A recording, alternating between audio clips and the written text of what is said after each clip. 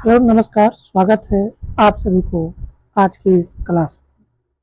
आज की क्लास में हम लोग पढ़ेंगे सीटेट जनवरी 2024 पेपर 1 में बाल विकास एवं शिक्षा शास्त्र सीडीपी से जो प्रश्न पूछा गया था उस प्रश्न को पढ़ेंगे।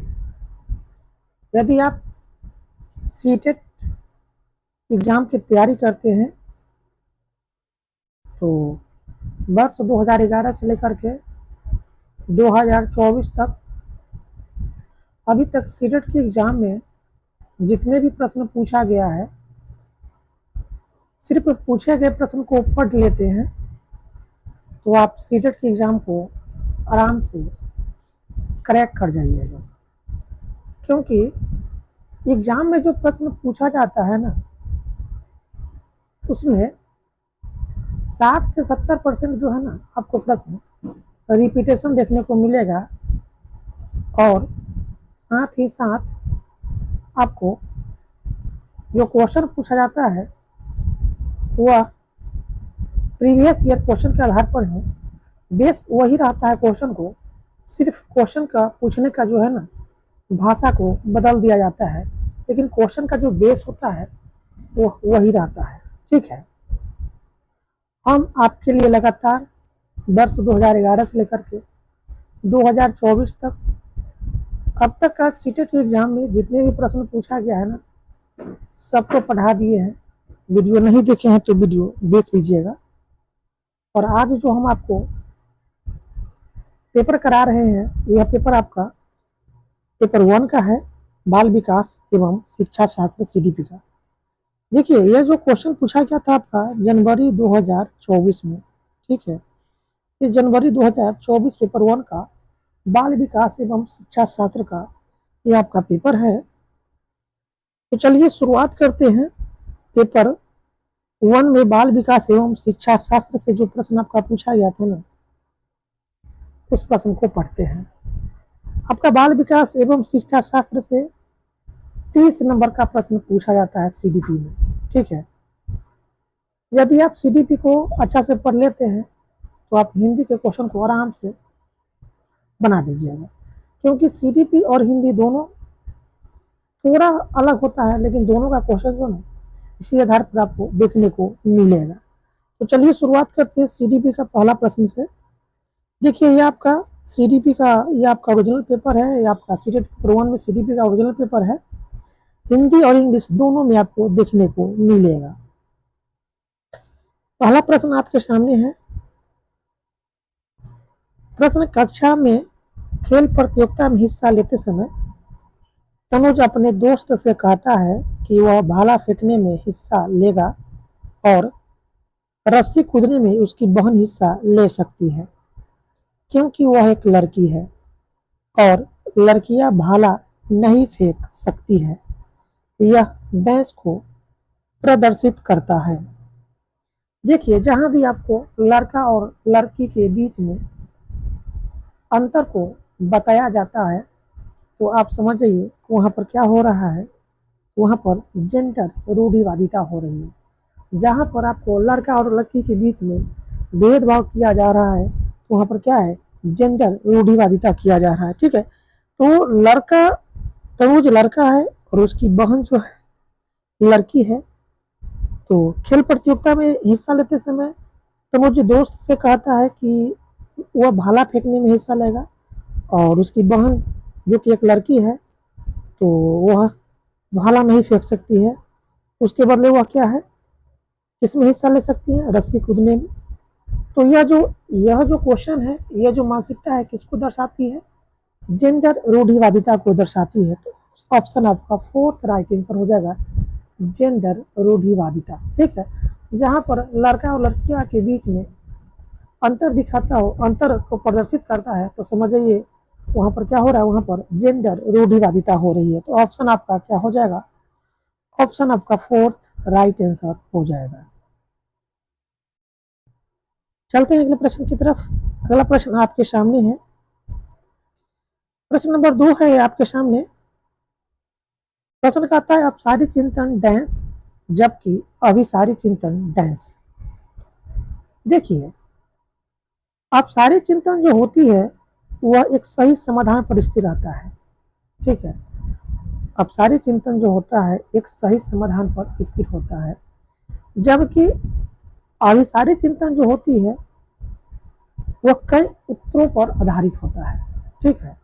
अब सारे चिंतन जो है ना एक सही समाधान पर स्थिर होता है, जबकि अभिसारी चिंतन जो होता है वह कई उत्तरों को क्या करता है, प्रोत्साहित करता है, यानी वह कई उत्तरों पर क्या होता है, स्थिर होता है।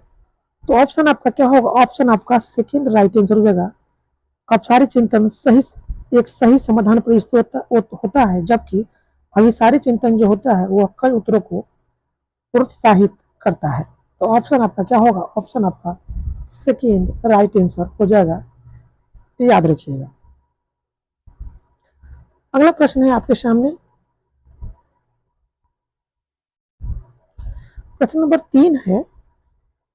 प्रश्न कहता है निम्न में से कौन सा कथन समावेशी शिक्षा के बारे में सही नहीं है।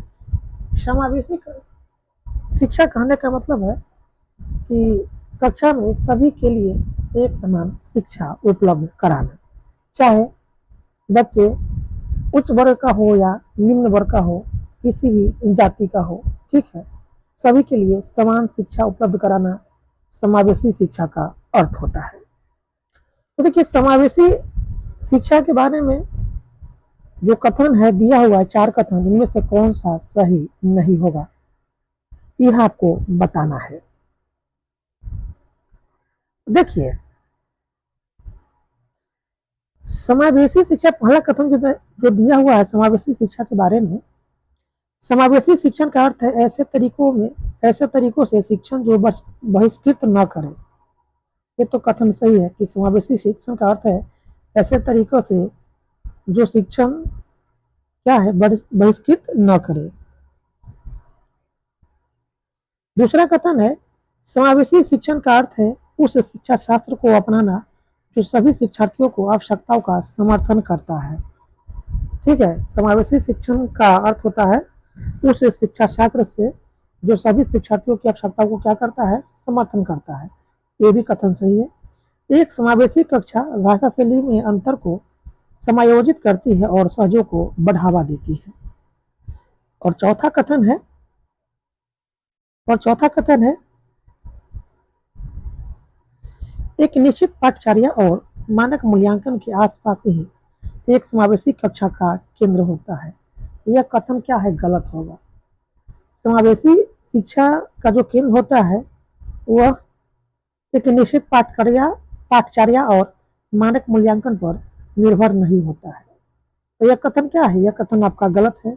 यह क्या है, समावेशी शिक्षा के बारे में सही नहीं है। तो ऑप्शन आपका क्या हो जाएगा, ऑप्शन आपका फोर्थ राइट आंसर हो जाएगा। क्वेश्चन नंबर 3 का जो है ना ऑप्शन क्या होगा, ऑप्शन आपका फोर्थ राइट आंसर हो जाएगा। यह समावेशी शिक्षा के बारे में कथन सही नहीं है, क्योंकि समावेशी शिक्षा जो है वह निश्चित पाठचर्या और मानक मूल्यांकन के आसपास का केंद्र पर स्थिर नहीं होती है। तो ऑप्शन आपका फोर्थ राइट आंसर हो जाएगा। यही समावेशी शिक्षा के बारे में कथन सही नहीं है। चलते हैं अगले प्रश्न की तरफ। अगला प्रश्न है ए आपके सामने। प्रश्न नंबर 4 है, अभिकथन ए दिया हुआ है। अभिकथन ए कहता है शिक्षार्थी जो पहले से जानते हैं उसके आधार पर अपने ज्ञान का निर्माण करते हैं। ठीक है। इसका कारण आर दिया हुआ है, पैटर्न ढूंढना और पिछले ज्ञान के साथ जुड़ाव बनाने से शिक्षार्थियों को जानकारी को सार्थक रूप से संसाधित करने में मदद मिलती है। सही विकल्प को चुनिए। देखिए, पहला जो कथन दिया हुआ था, शिक्षार्थी जो पहले से जानता है उसके आधार पर अपने ज्ञान का निर्माण करता है। सही बात है। शिक्षार्थी जो है ना पहले से जो जानता है ना उसी के आधार पर अपने क्या करता है, नए ज्ञान का निर्माण करता है। तो ये कथन सही है। ठीक है। इसका कारण आर दिया हुआ है, पैटर्न ढूंढना और पिछले ज्ञान के साथ जुड़ाव बनाने से शिक्षार्थियों को जानकारी को सार्थक रूप से संसाधित करने में मदद मिलती है। कारण इसका आर भी सही है। पैटर्न ढूंढना और पिछले ज्ञान के साथ जुड़ाव बनाने से शिक्षार्थियों को क्या है, जानकारी को सार्थक बनाने में मदद मिलती है। ठीक है, तो इसका कारण आर भी सही है, तो ए और आर दोनों सही है और ए आर की सही व्याख्या करता है, जो कि यह जो विकल्प है किस ऑप्शन में दिया हुआ है, ऑप्शन आपका फर्स्ट में दिया हुआ है। ई और आर दोनों सही है और ए की आर सही व्याख्या करता है। चलते हैं अगले प्रश्न की तरफ। क्वेश्चन नंबर 5 है आपके सामने। अभिकथन ए है, बच्चों द्वारा बचपन अलग अलग संस्कृतियों में अलग अलग तरह से अनुभव किया जाता है। इसका कारण आर है, बच्चों का विकास सार्वभौमिक है। देखिए, बच्चों द्वारा बचपन अलग अलग संस्कृतियों में अलग अलग तरह से अनुभव किया जाता है, ये कथन सही है। जहाँ की संस्कृतियाँ जो होती है ना अच्छी होती है, वहाँ पर बच्चों की विकास अच्छी होती है। तो बच्चों की जो विकास होती है अलग अलग संस्कृतियाँ में अलग अलग तरह से होती है, ये कथन सही है। इसका कारण आर दिया हुआ है, बच्चों का विकास सार्वभौमिक है। इसका कारण आर गलत है। बच्चों का विकास जो है ना सार्वभौमिक नहीं होती है। ठीक है, तो कारण इसका आर गलत है, ए सही है। तो अभिकथन ए सही है और लेकिन इसका कारण आर जो है ना गलत है, जो कि यह जो विकल्प है किस ऑप्शन में दिया हुआ है, ऑप्शन आपका थर्ड में दिया हुआ है। ए सही है लेकिन आर गलत है। प्रश्न नंबर 6 है आपके सामने। प्रश्न कहता है, अभिप्रेरणा के और आरोपण सिद्धांत के अनुसार निम्नलिखित में से किसमें लगातार कोशिश और बेहतर प्रदर्शन की संभावना है। देखिए, अभिप्रेरणा के आरोपण सिद्धांत के अनुसार लगातार कोशिश और बेहतर प्रदर्शन करने की संभावना जो होती है, यह आपका जो होता है असफलता और सफलता दोनों के लिए आंतरिक आरोपण से होती है। ठीक है, तो ऑप्शन आपका क्या होगा, ऑप्शन आपका थर्ड राइट आंसर होगा। असफलता और सफलता दोनों के लिए आंतरिक आरोपण। यह क्या है, अभिप्रेरणा के आरोपण सिद्धांत के अनुसार लगातार कोशिश और बेहतर प्रदर्शन करने की संभावना को यह दर्शाता है। कौन, आपका आंतरिक आरोपण। तो ऑप्शन आपका क्या होगा, ऑप्शन आपका थर्ड राइट आंसर हो जाएगा। चलते हैं अगले प्रश्न की तरफ। प्रश्न नंबर 7 है। प्रश्न कहता है, निम्नलिखित में से कौन सा प्रगतिशील शिक्षा का एक प्रमुख सिद्धांत है। तो प्रगतिशील शिक्षा का जो प्रमुख सिद्धांत है यह आपका है, सीखना प्रामाणिक कार्यों पर आधारित होना चाहिए। सीखने का जो तरीका होनी चाहिए यह प्रामाणिक कार्यों पर आधारित होना चाहिए। ठीक है, यह प्रगतिशील शिक्षा के लिए प्रमुख सिद्धांत है। ठीक है, प्रगतिशील शिक्षा के लिए प्रमुख सिद्धांत में जो सबसे बेहतर है, यह आपको सीखना जो है, बच्चों के लिए सीखना जो है यह प्रामाणिक कार्यों पर आधारित होना चाहिए। तो ऑप्शन आपका थर्ड राइट आंसर हो जाएगा। अगला प्रश्न आपके सामने प्रश्न नंबर 8 है। विकास के किस पहलू में तर्क, चिंतन और समस्या समाधान की व्याख्या की जाती है। तो विकास के संज्ञानात्मक विकास के जो पहलू होता है उसमें तर्क, चिंतन और समस्या समाधान की व्याख्या की जाती है। तो ऑप्शन आपका क्या होगा, ऑप्शन आपका सेकेंड राइट आंसर हो जाएगा, संज्ञानात्मक विकास। अगला प्रश्न ये रहा आपके सामने, प्रश्न नंबर 9 है। प्रश्न कहता है कि लेव वागोत्स्की प्रस्तावित करते हैं कि डैश बच्चों में स्व नियमन के लिए महत्वपूर्ण है। देखिए, लेव वागोत्स्की जो है ना वह बच्चों में निजी भाषा को महत्व दिया है। तो लेव वागोत्स्की प्रस्तावित करते हैं कि बच्चों में निजी भाषा यानी स्वनियमन जो होता है यह महत्वपूर्ण होती है। तो ऑप्शन आपका क्या होगा, ऑप्शन आपका सेकेंड राइट आंसर होगा, निजी वाक्य। यानी वाइगोत्स्की जो है ना बच्चों के विकास में निजी संवाद यानी निजी भाषा को महत्व महत्व दिया है, तो ऑप्शन आपका क्या होगा? ऑप्शन आपका सेकेंड राइट आंसर हो जाएगा। प्रश्न नंबर 10 है आपके सामने। अभिकथन ये है, लॉरेंस कोहलबर्ग के नैतिक विकास सिद्धांत में बच्चे कार्यों को उनके परिणाम के आधार पर अच्छा या बुरा समझने से इस समझ पर पहुंचते हैं कि नियम और कानून नम है और बदले जा सकते हैं।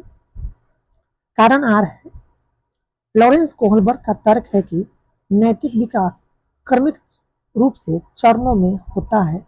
सही विकल्प चुनिए। बताइए सही विकल्प क्या होगा? देखिए, लॉरेंस कोहलबर्ग का मानना है कि बच्चों में जो नैतिक विकास होता है वह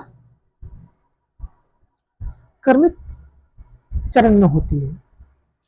तो ये भी सही बात है कि बच्चों में जो विकास होती है, जो नैतिक विकास की जो क्रम होती है, वह क्रमिक रूप से चरणों में होती है, क्रमबद्ध होती है। और लॉरेंस कोहलबर्ग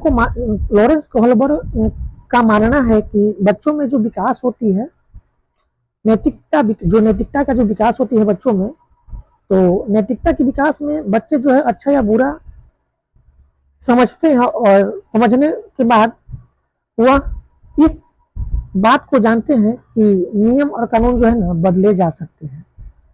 तो ये लॉरेंस कोहलबर्ग के नैतिक विकास के सिद्धांत के अनुसार जो नैतिक बच्चों में जो नैतिक विकास का जो सिद्धांत जिन्होंने लॉरेंस कोहलबर्ग ने दिया था कि उन्होंने बताया था कि बच्चों में जो नैतिकता का जो ज्ञान होती है वह बदले जा सकते हैं।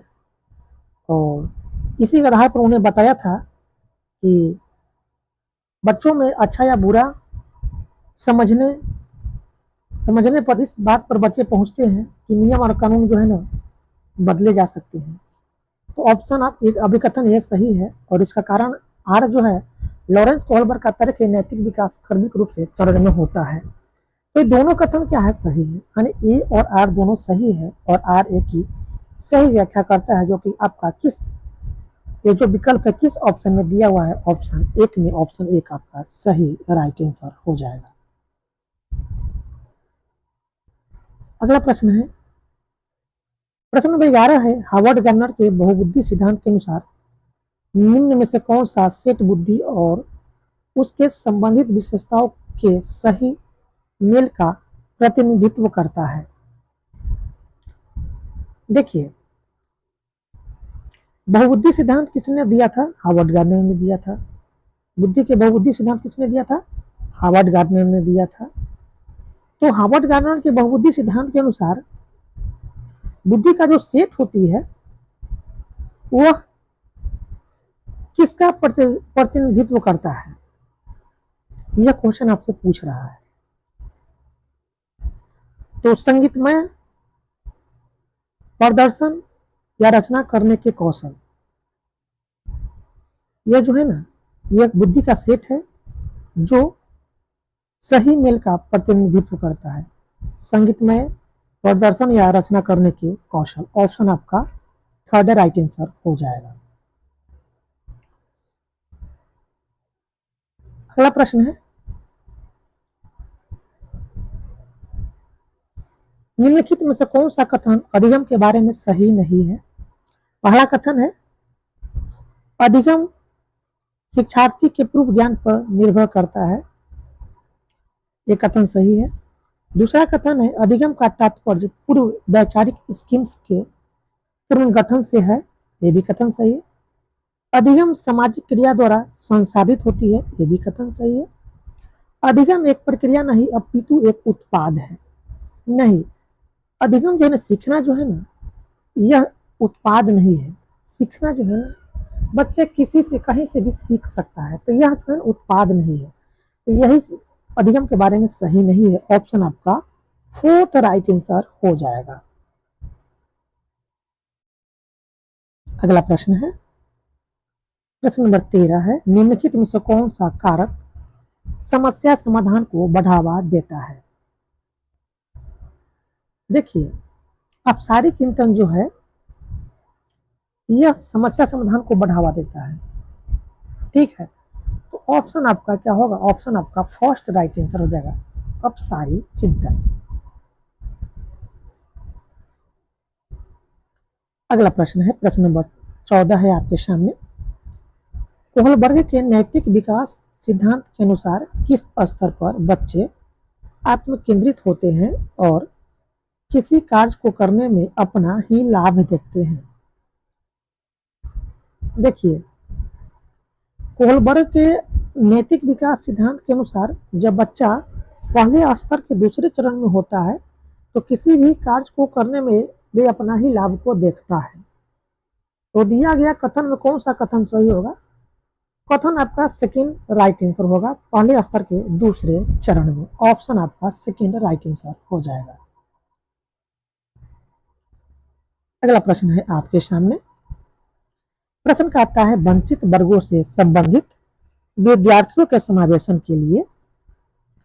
तो देखिए, वंचित वर्गों से संबंधित विद्यार्थियों के समावेशन के लिए विविध परंपराओं के प्रति जागरूकता और संवेदनशीलता को बढ़ावा देना चाहिए।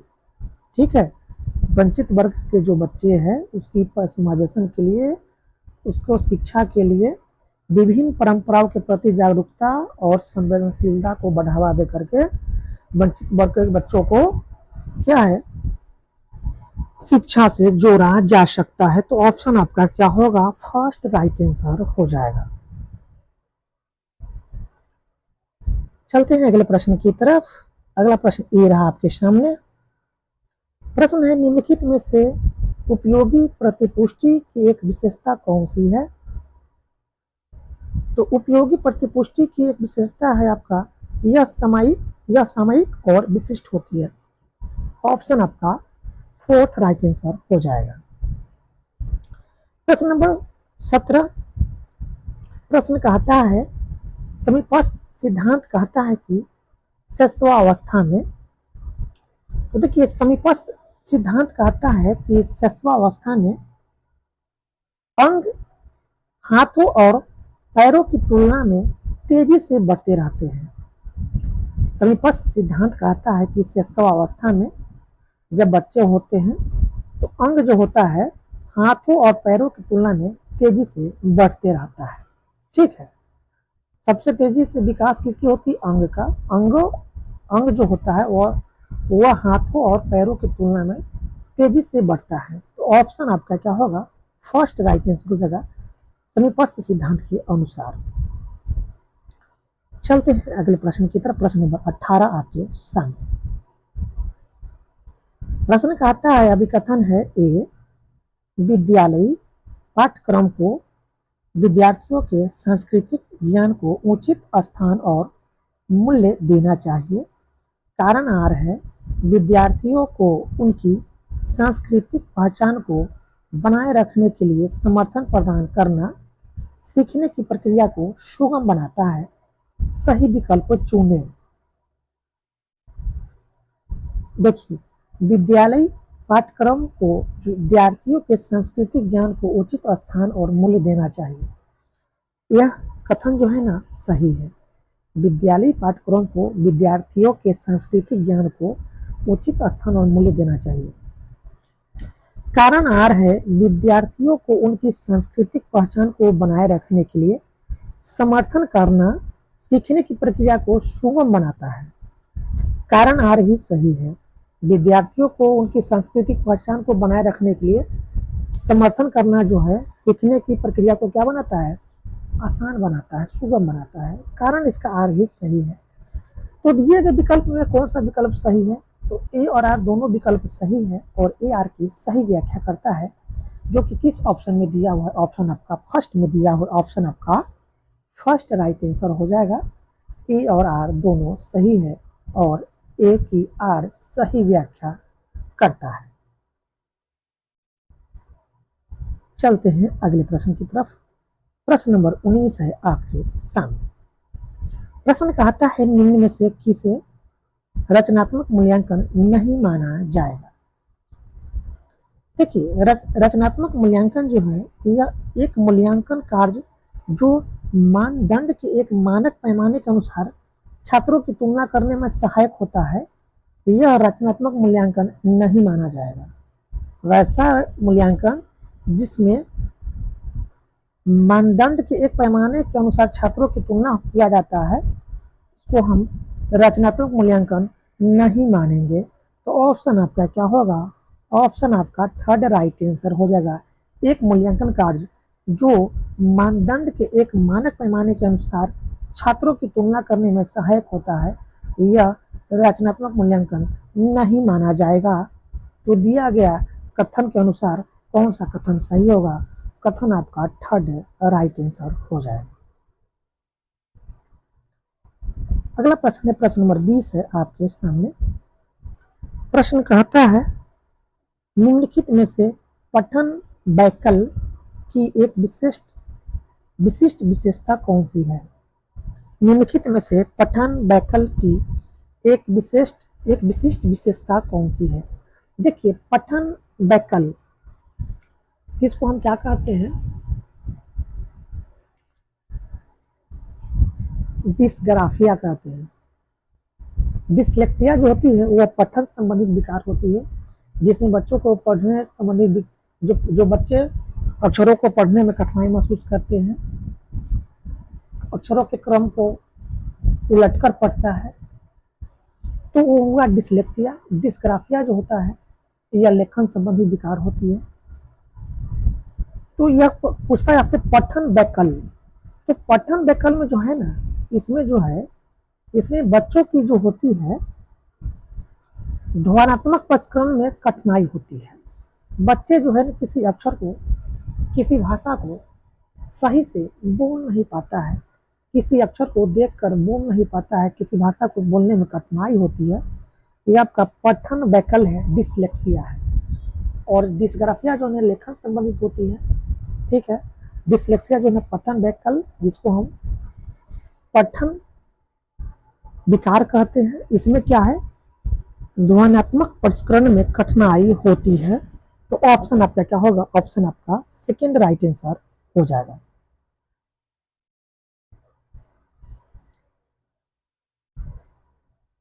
अगला प्रश्न है, निम्न में से किस प्रकार के प्रश्न एक छात्र की जानकारी का गंभीर रूप से मूल्यांकन करने की योग्यता का आकलन करने में मदद करता है? बताइए कौन सा ऑप्शन सही होगा? निम्न में से किस प्रकार के प्रश्न एक छात्र की जानकारी का गंभीर रूप से मूल्यांकन करने की योग्यता का आकलन करने में मदद करता है? पहला है कथन, वे प्रश्न जो शब्द की सरल भाषा के लिए पूछते हैं। दूसरा कथन है, वे प्रश्न जो छात्र की व्यक्तिगत राय पूछते हैं। तीसरा है, वे प्रश्न जो पाठ को मान्य करने वाले उदाहरणों के लिए पूछते हैं। और चौथा है कथन, वे प्रश्न जो किसी पाठ का सारांश मांगते हैं। कौन सा सही होगा गंभीर रूप से मूल्यांकन करने की योग्यता का आकलन करने में? बताइए इसका राइट आंसर क्या होगा? तो देखिए, वे प्रश्न जो छात्र की व्यक्तिगत राय पूछते हैं, यह क्या है? मूल्यांकन करने की योग्यता का आकलन करने में मदद करता है। एक छात्र की मूल्यांकन करने की योग्यता में यह आकलन जो है ना मदद करता है। वे प्रश्न जो छात्र की व्यक्तिगत राय पूछते हैं, वैसा प्रश्न जो छात्र की व्यक्तिगत राय पूछते हैं, यह जो है छात्र की गंभीर रूप से मूल्यांकन करने की योग्यता के आकलन में क्या करता है? मदद करता है। तो ऑप्शन आपका क्या होगा? सेकेंड राइट आंसर हो जाएगा। अगला प्रश्न है आपके सामने। प्रश्न है, बाध्यता एक डैश स्थिति है जबकि अक्षमता एक डैश स्थिति है। देखिए, बाध्यता जो है ना एक जैविक स्थिति है, जबकि अक्षमता जो है एक कार्यात्मक स्थिति है। तो दिया गया कथन के अनुसार कथन आपका एक सही है, जैविक कार्यात्मक। चलते हैं अगले प्रश्न की तरफ। प्रश्न नंबर 23 है, निम्नलिखित में से कौन सा कथन संज्ञान और भावनाओं के बीच के संबंध को उपयुक्त रूप से परिभाषित करता है? तो संज्ञान और भावनाओं के बीच संबंध को जो परिभाषित करता है, यह है आपका भावनाएं और संज्ञान आपस में एक दूसरे पर पारस्परिक रूप से निर्भर रहते हैं। यह जो है आपका संज्ञान और भावनाओं के बीच के संबंध को सही रूप से परिभाषित करता है। तो ऑप्शन आपका सेकेंड राइट आंसर हो जाएगा। भावनाएं और संज्ञान आपस में एक दूसरे पर पारस्परिक रूप से निर्भर करते हैं। अगला प्रश्न है, प्रश्न नंबर 24 है, प्राथमिक कक्षाओं में भाषा का विकास किस प्रकार संसाधित होता है? प्राइमरी जो क्लास होती है उसमें भाषा का जो विकास होता है किस प्रकार से संसाधित होता है, यह आपसे पूछा जा रहा है। तो प्राइमरी लेवल में जो भाषा का जो विकास होता है, इसमें जब शिक्षक अमूर्त अवधारणाओं को संदर्भित करने के लिए ठोस उदाहरणों का उपयोग करता है। जब शिक्षक अमूर्त अवधारणाओं को, अमूर्त जिसको देख नहीं सकते हैं, उसको बताने के लिए किसी ठोस उदाहरण का जब प्रयोग करता है, तो प्राथमिक कक्षा में भाषा विकास के लिए यह जो है ना सबसे अच्छी तरीका होती है, ठोस उदाहरणों को उपयोग करना। तो ऑप्शन आपका फर्स्ट राइट आंसर हो जाएगा।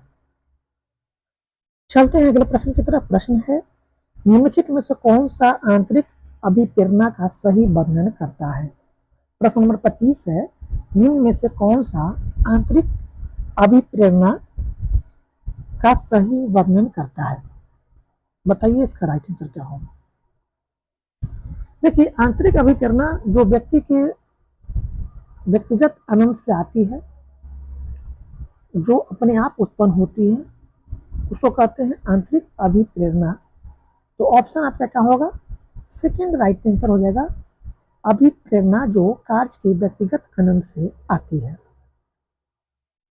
चलते हैं अगले प्रश्न की तरफ। प्रश्न नंबर 26 है आपके सामने। प्रश्न कहता है, निम्न में से कौन सा आलंबन के उदाहरण है? क्या होगा राइट आंसर? देखिए, आलंबन का जो उदाहरण है यह है आपका बोलकर सोचो, यह आलंबन का उदाहरण है। संकेत और इशारे आलंबन के उदाहरण है। प्रश्न आलंबन के उदाहरण है। आधा हल किया हुआ उदाहरण आलंबन का उदाहरण है। रटकर दोहराव यह आलंबन का उदाहरण नहीं है।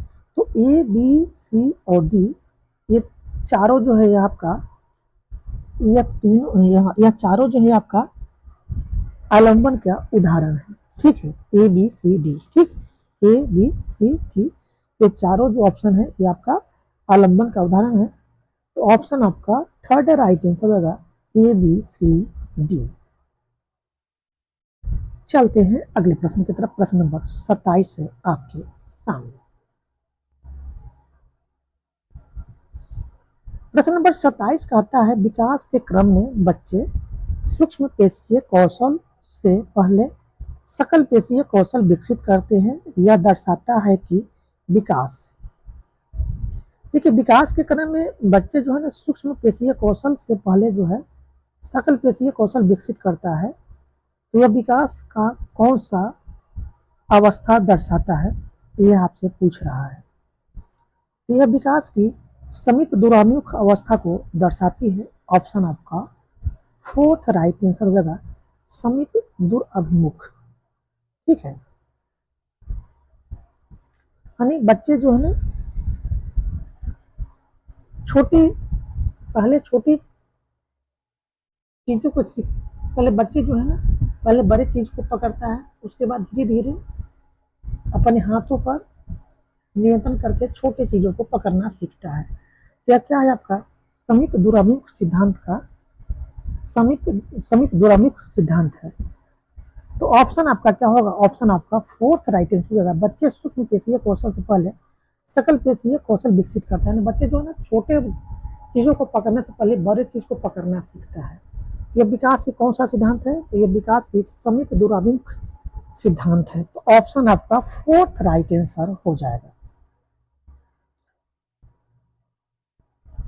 चलते हैं अगले प्रश्न की तरफ। जीन पियाजे के संज्ञानात्मक विकास के सिद्धांत के अनुसार निम्नलिखित में से कौन सी